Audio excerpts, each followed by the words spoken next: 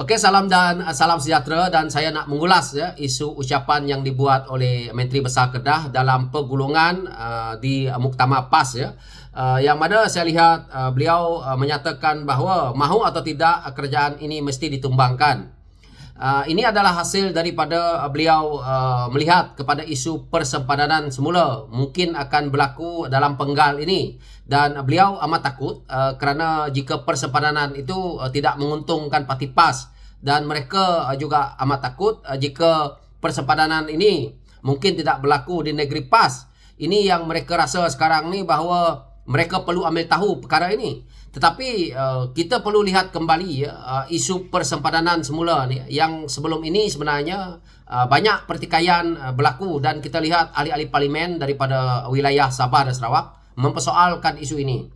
Ini sebenarnya pemimpin PAS hanya nak ambil kredit untuk kepentingan pribadi mereka, untuk kepentingan parti mereka. Mereka tidak melihat kepada isu rakyat dan isu penubuhan Malaysia itu. Jadi saya perlu mengulas isu ini agar rakyat di luar sana, terutamanya yang berada di semenanjung Malaysia, harus tahu bahawa isu persempadanan semula ni ya, kita kena kembali kepada isu bagaimana Malaysia ini terbentuk. Malaysia ini terbentuk adalah hasil daripada 3 wilayah. Pada asalnya 4 wilayah, iaitu wilayah yang kita panggil terbesar sekarang adalah wilayah antara Sabah dan Sarawak ini, yang mana bersama dengan wilayah Malaya yang kita panggil semenanjung Malaysia hari ini. Yang paling kecil adalah Singapura. Jadi apabila 4 gabungan ini terjadinya satu nama untuk negara ini, iaitu Malaysia. Maka apabila Malaysia itu terbentuk, maka berlakunya kuasa politik ini tadi melalui ahli parlimen, yang mana agihan kerusi perlu dibagi, iaitu 1/3. Perjanjian dalam MA 63 itu termaktub, iaitu 1/3 kuasa politik ini harus ada kepada wilayah ni, 3 wilayah ini. Jadi contohnya yang kita lihat hari ini 222 kerusi, maka 74 kerusi harus ada di wilayah Sabah, Sarawak dan Singapura. Dan akhirnya beberapa tahun Singapura pada tahun 64 Singapura telah pun keluar daripada Malaysia hasil daripada parlimen. Jangan kata Singapura keluar daripada Malaysia ini disebabkan oleh mereka nak keluar ataupun Lee Kuan Yew keluarkan. Yang keluarkan Malaysia ini, yang pemain politik hari ini, pemimpin PAS terutamanya, yang dok meraung, dok macam orang gila, macam orang sawan, meroyan, adalah hasil daripada kuasa politik kita tahu. 122 tak silap saya waktu itu ahli parlimen menolak. Semua ahli parlimen yang ada waktu itu menolak untuk PAP ataupun Singapura dikeluarkan daripada Malaysia. Dan akhirnya Singapura keluar daripada Malaysia. Jadi hari ini kita jangan mengungkit bahawa Singapura itu adalah negara yang macam ni, macam tu dan sebagainya. Kita yang keluarkan. Ini adalah kuasa parlimen kita waktu itu. So Singapura pun keluar daripada gabungan Malaysia. Maka kita ada kerusi yang di Singapura itu, yang sepatutnya 74 kerusi diagihkan kepada 3 wilayah ini tadi, telah dipulangkan, dan akhirnya kerusi ini berada di semenanjung yang kita lihat tadi ini. Dan kita lihat hari ini sepatutnya 18 kerusi itu harus pergi kepada Sabah dan Sarawak. Jadi sekarang ini kerusi yang tinggal di Sabah dan Sarawak hanya tinggal 56 kerusi, 57 kerusi termasuk Labuan. Jadi sepatutnya harus ada 74 kerusi, yang mana bakinya 18 harus dipulangkan. Ini yang ahli parlimen daripada Sabah dan Sarawak, dan juga mungkin pemain politik yang ada di Sabah dan Sarawak minta ini. Kerana kita perlukan kerusi ini untuk menstabilkan politik yang ada, terutamanya di Semenanjung hari ini. Kita tidak boleh memberi semua kerusi ini kepada Semenanjung. Jadi kalau berlakunya persempadanan semula, kita nak kembalikan hak itu, dan kita nak kerusi itu lebih banyak di Sabah, wilayah Sabah dan Sarawak. Kerana 2 wilayah Sabah dan Sarawak ini besar. Kita membuka satu kawasan baru, kawasan persempadanan baru ini. Kalau kita lihat, kita melalui dia punya penduduk, population dia. Tetapi kita juga harus lihat bahawa Sabah dan Sarawak itu kawasannya sangat luas dan memerlukan pembangunan. Jadi kita perlu memberi ruang lebih banyak. Persempadanan yang harus dibuka sebenarnya harus diberi ruang kepada Sabah dan Sarawak, dan kembalikan hak kerusi yang ada ini tadi. apa yang PAS nak ulas ini berkenaan dengan isu persepadanan semula ini ya.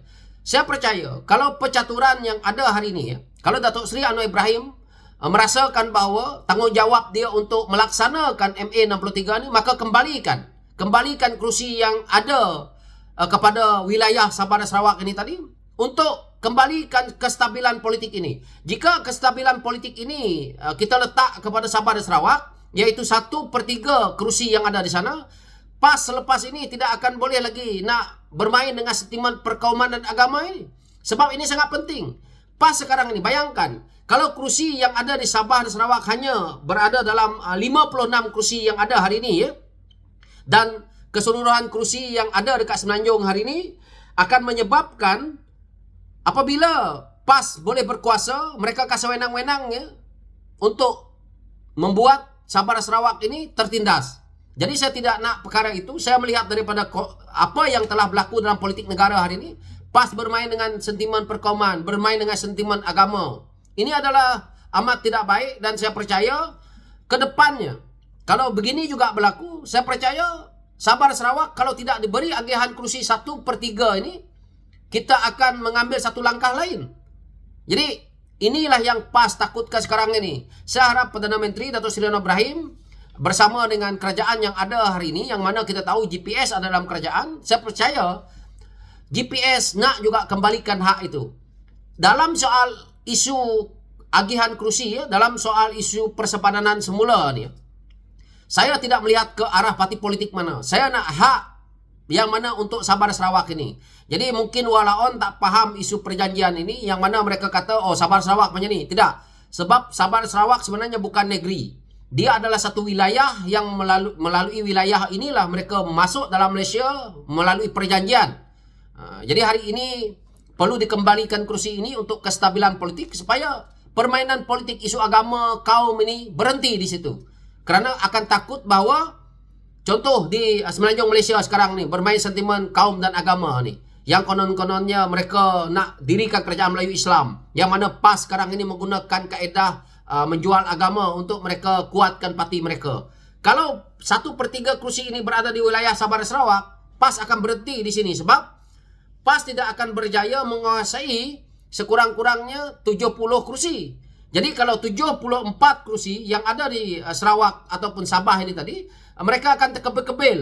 Mereka tidak akan menggunakan hujah-hujah agama yang keterlaluan, yang tajam untuk mereka nak menang dalam pilihan raya, untuk mereka nak menindas kaum lain. Ini adalah sangat penting. Jadi saya lihat bahawa kenyataan yang dikeluarkan oleh Sanusi ini satu kenyataan sampah lah, kerana dia bercakap tetapi dia pun tidak pernah, saya tengok PAS sampai hari ini tidak pernah menyebut tentang isu MA63. MA63 bukan untuk Sabah Sarawak saja. MA63 untuk wilayah Semenanjung juga. Kerana tanpa MA63 ni kita tidak ada nama Malaysia ni. Sebab itu saya kata Malaysia ini bukan milik satu kaum, dan Malaysia ini sebenarnya bukan milik orang Melayu saja, bukan milik orang Islam saja. Kerana dia tergabung dalam MA63 itu, dan wilayah Sabah dan Sarawak berhak menentukan perlembagaan negeri mereka sendiri ataupun wilayah mereka sendiri. Tapi kita termaktub dengan perlembagaan yang ada di pusat, iaitu hak istimewa orang Melayu, hak Raja-Raja Melayu, hak yang di Pertuan Agong. Ini keistimewaan yang kita ikut perlembagaan di pusat. Jadi PAS sekarang ini semua perkara dilanggar, yang pusat dilanggar, yang negeri dilanggar, yang dia tidak dedahkan apa itu MA63. Cuba pemimpin PAS hari ini berani bercakap tentang isu MA63. Jadi mereka tidak berani cakap isu MA63, yang mereka main dalil-dalil agama, dalil-dalil hak orang Melayu dan sebagainya, orang Melayu ditindas dan sebagainya, ini saja. Tapi hak untuk negeri ataupun untuk wilayah yang sepatutnya dapat, mereka diamkan. Kerana apa? Kerana kepentingan individu dalam politik, individu dalam kepimpinan PAS. Orang macam Sanusi, dia tidak fikir tentang MA63. Sebab Sanusi bercakap hari ini pun atas dasar dia sebagai dalam parti dia sebagai ketua pengarah pilihan raya. Tetapi Sanusi sendiri pun nak tumbangkan kerajaan. Dia sendiri adalah seorang adun. Nak menumbangkan kerajaan itu adalah seorang ahli parlimen, yang mana cukup ahli parlimen kamu akan menjadi kerajaan, yaitu melepasi 112 kursi yang ada sekarang ni. Jadi bercakap pun macam orang bohong macam mana? Dia sendiri seorang adun. Adun hanya layak di negeri Kedah. Jadi untuk kita nak ambil alih kerajaan, untuk dia nak tumbangkan kerajaan adalah melalui ahli parlimen. Jadi parlimen ini penting untuk kita nak membentuk kerajaan pusat. Apa yang diujah sekarang ni, dia sendiri pun bukan ahli parlimen dan dia cuma untuk nak mengingatkan mungkin boleh, tetapi saya percaya bahawa dalam politik hari ini, saya harap Perdana Menteri kembalikan balik kerusi yang ada di Sabah dan Sarawak itu, supaya kawasan Sabah dan Sarawak itu sangat luas. Di Sarawak ya, kawasan ahli parlimen terbesar adalah di Ulu Rejang. Ulu Rejang itu sebesar negeri Pahang. Kalau setakat Kedah tu tolak tepi je. Bayangkan sebesar negeri Pahang, satu parlimen sebesar gitu. Itu patut dipecahkan menjadi 2-3 pun boleh. Sedangkan negeri-negeri lain, kalau kita lihat ya, kursi parlimen yang ada contohnya. Di Kedah ada 15 kursi parlimen. Kedah yang sekecil ini ada 15 kursi parlimen. Dan kita lihat Perlis yang saya punya parlimen, yang saya duduk jaga sekarang ini, yaitu Mas Gading tu, lebih besar daripada Perlis, tapi hanya satu ahli parlimen. Kita tengok di Perak ada 24 parlimen. Ini patut kita hentikan. Ini adalah kembalikan hak Sabah dan Sarawak ini tadi. Kita tengok di Johor yang besar pun ada 26 parlimen je dibandingkan dengan Perak. Macam mana perkara ini berlaku? Ini disebabkan mereka dulu buat benda ni, satu memang betul mengikut kepadatan penduduk. Tetapi hari ini kita nak bangunkan negara, kita kena ubah. Penduduk kita ambil kira, kawasan pun kita kena ambil kira. Hentikan. Kita tengok Kelantan 14, Terengganu 8, Sabah 25, Sarawak 32. Sarawak yang sebesar itu hanya ada 31. Labuan ada 1. Labuan ni besar tau. Labuan ni lebih besar daripada Perlis. Jadi benda-benda ni adalah penipuan yang dibuat oleh zaman Tun dahulu. Jadi benda ni kita kena perlu hentikan. Kembalikan hak kepada wilayah Sabah dan Sarawak ini tadi. Sekurang-kurangnya, kalau kita boleh pecahkan wilayah Sabah dan Sarawak ini tadi untuk pembangunan. Politik ini penting untuk kita menstabilkan. Tetapi kalau tak ada ahli parlimen di situ, kalau sebesar Pahang satu parlimen, kasihanlah. Jadi jangan pas memikirkan kepentingan pribadi. Saya tengok Kedah ni. Kedah ada 15 parlimen tau, yang sekecil ini. Ini adalah satu tidak adil. Perak 24. Kalau Selangor tak apa, kepadatan dia memang kita ni lah 22. Dia pun besar. Wilayah Kuala Lumpur sampai 11. Ini benda ni perlu kita lihat, nilai. Johor okey. Tapi macam Melaka pun okey, Negeri Sembilan pun okey, 8. Ini benda-benda ni sebenarnya tidak boleh ikut selera PAS. Selera PAS sekarang ni, parlimen nak dibuka baru, nak dibuka dekat Kelantan semua. Sedangkan wilayah Sabah dan Sarawak lah yang membentuk Malaysia ini. Jadi saya lihat tidak adil di situ. Jangan sampai generasi anak muda Sabah dan Sarawak mengamuk akan datang dan kita minta keluar saja daripada negara yang kunjak-kancil juga disebabkan oleh PAS ini. Saya tidak melihat bahawa perkara ini terlalu baik, tetapi saya percaya Datuk Seri Ibrahim akan menilai perkara ini, dan saya percaya Datuk Seri Ibrahim juga menghormati keputusan GPS yang saya harap boleh membantu. Dalam isu ini saya tidak nak politikkan GPS ke, walaupun saya daripada parti keadilan, tapi ini adalah hak. Hak harus dikembalikan mengikut perjanjian kita membentuk Malaysia ni dulu.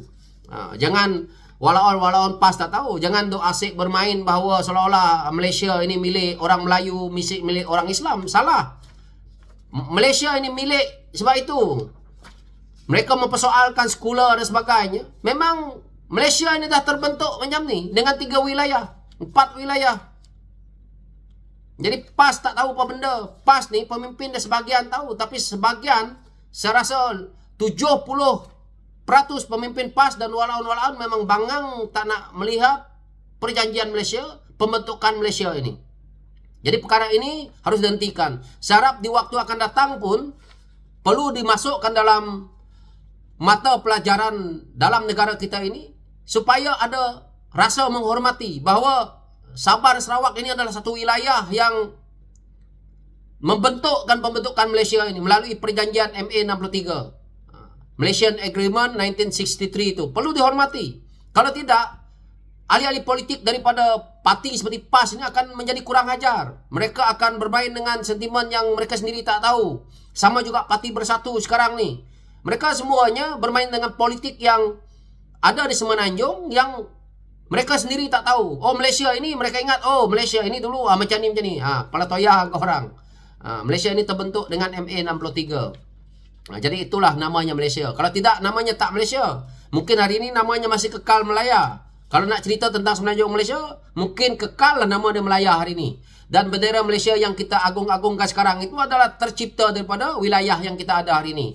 Sebab itu, kita kena menghormati antara wilayah Sabah dan Sarawak dan juga Semenanjung Malaysia ini tadi. Itu saja daripada saya tak nak mengulas panjang-panjang, tetapi agak panjang lebar ini supaya kita faham di situ. Sekian, terima kasih.